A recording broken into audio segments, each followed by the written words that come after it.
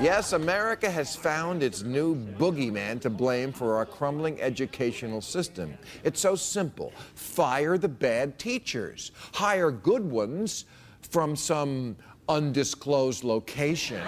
It's a part-time job. They're done at 2:30 in the afternoon, and they don't work summers. The job doesn't end at 2:30. I mean, they're doing homework. Oh, please. Preparing. Oh, they My are. mom was a teacher. I was shopping with her at 3. I'm telling you. You know, it's funny. My mom was a teacher too, and she actually worked her ass off for not a lot of money. Hey, maybe your mom was a teacher. The Blame the Teacher crowd would have Americans believe either you're for students or you're for teachers. That is a bogus choice. Our students need us to be united, and our communities need us to be strong. And in saving our schools, we will be saving America and the most important public institutions on which our nation relies. A town hall by, for, and about teachers. I do feel like teaching is a calling. Schools are set up in a way so they don't get a lot of support in their first few years. The education reform needs to start in America's classrooms. That was teachers talking to each other and talking to the world about what teachers needed. My union has taken the lead in revamping teacher evaluation in the state. We need to have real evaluation systems, which is what the union has been focused on, so that teachers are really judged fairly. It is about working together to create problem-solving contracts, and ultimately, it's about those kids. A possible landmark deal with Baltimore City teachers could land them extra pay based on student performance. A quiet storm of education transformation is happening right here. It is truly a collaborative effort. The new contract provides new opportunities to enhance the teaching profession, to impact student learning. This will allow teachers to have some real input in how they advance in their careers. The mayor and the union gathered to applaud the contract. They say it will help support the school district's reform initiative. This is really, truly a very... We took on two very difficult issues. The use of test scores in teachers' evaluation, student progress, student growth, and also the concern about teacher tenure. We dealt with those two issues head on. It's a comprehensive evaluation system. So we weren't damning individual teachers just because they've been in a school that had been struggling. It's very fair, there are protections for them, yet at the same time, we do have to be accountable. As teachers, we certainly believe in accountability, but we'd be missing the most important and valuable benefit of an evaluation system if it doesn't directly link to supporting teachers with feedback, with coaching, with mentoring, and with professional development. We have a responsibility to do our jobs well, and we can't do that in isolation. And so the only way that any type of school reform can happen is really when we work together. And what the presenting districts showed all of us is that in the various different issues they were trying to solve, they really listened to each other.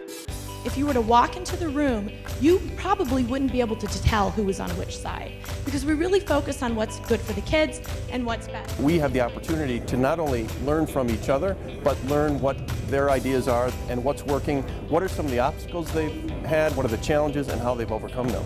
So to have Secretary of Education, our AFT leadership, and our NYSET leadership all on board helps those of us in locals where collaboration works, allows us the opportunity to try new things. And the last point I'd like to make is on evaluation. Yesterday is the day we've convened the International Summit on the Teaching Profession. The summit has brought together education ministers, teachers, and union leaders from around the world. Teacher unions bring to this dialogue a resource that's critically important. Our hope is that the summit will help us strengthen and elevate the teaching profession by learning from one another about how best to support, build, and honor teachers in ways that improve educational outcomes for children.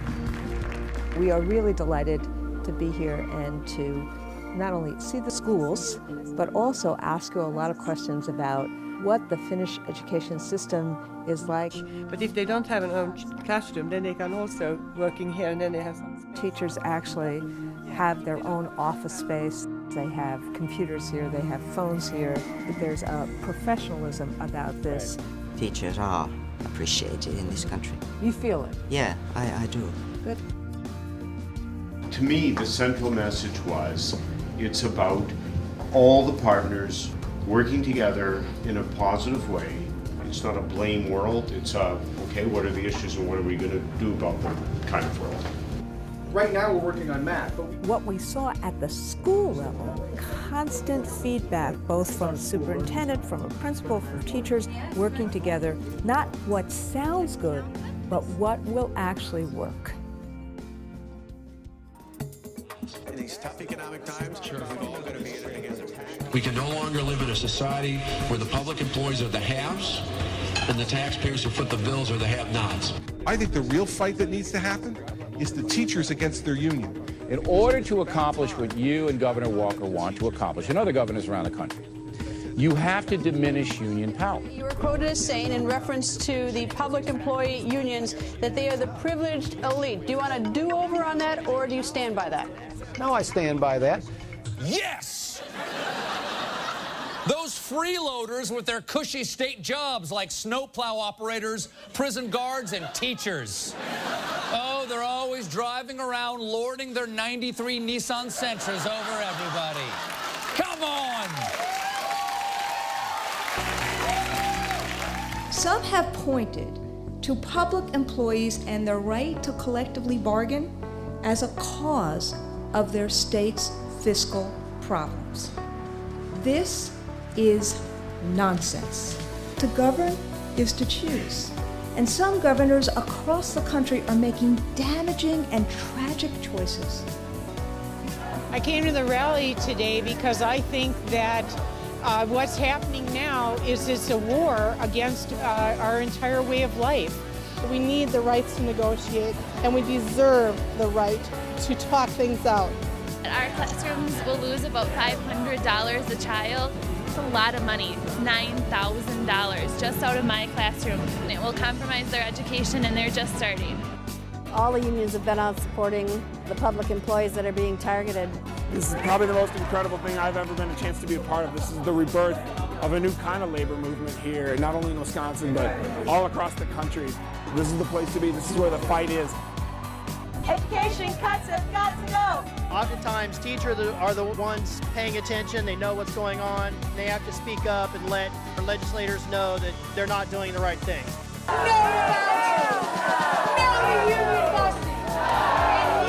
I want to save our schools.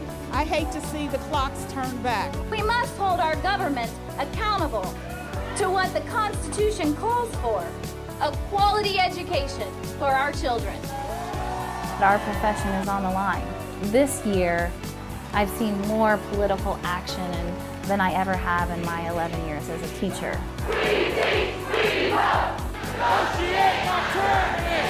Rescind the termination of all teachers. Talk to us honestly. He says we have a financial crisis, yet he hires an education advisor. Mayor, if this is the person that gave you this advice, fire her. And we keep hearing about things like shared sacrifice. All I see sacrificing are the working class and the working people and the people who need the services the most. And I say enough is enough. Enough is enough. We need to stand up for our underpaid and underappreciated teachers. We are fighting for our rights and fighting for our kids and our future. Ohioans rely on teachers who make a difference every day in our lives. Governor Kasich doesn't think it's worth the time to listen to these workers. He's got to be sick. In Wisconsin and Ohio, and even in New Jersey, people understand why it's important. Our job is to take that moment and turn it into a movement. But seriously, what these folks in Wisconsin are doing, the firefighters, the teachers, they make a difference in people's lives every single day. 3.2 million teachers today, as I'm speaking with you, are in classrooms making a difference in the lives of kids. And what they need is support to do this. As a teacher, I'm making a difference by providing a safe and welcoming environment for my students.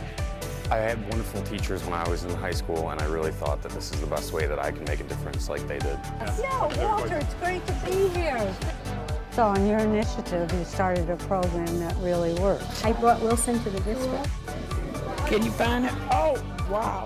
I started in the kindergarten, so I can kind of relate to where you're going. Yeah, my bachelor's degree is in elementary ed. Obviously, my passion lies working with young kids. The Newark Teachers Union has done the Global Village Academy to turn around schools and to make sure that kids have the kind of resources that they need. We are at the forefront of reform. When you show us quality programs that are sustainable, have high impact, we want to be out front, we want to be leading them. I saw in 2 schools that I was at today in Boston. I was at the Edward School and I was at the Boston Teachers Union School. These 2 schools are fantastic schools. You know, what we should be doing is looking there at what works, sustain it and replicate it. I think a public education is what this country is founded on, to give a free education to every student who comes in the door, no matter what their level of education prior or what their needs are at the moment. My whole being from 7 a.m. till I leave the building at whatever time that may be is about students. How do I equip this child to be this productive citizen? As an elementary science specialist, I make a difference every day. I make a difference every day. I'm a first grade teacher and I make a difference every day.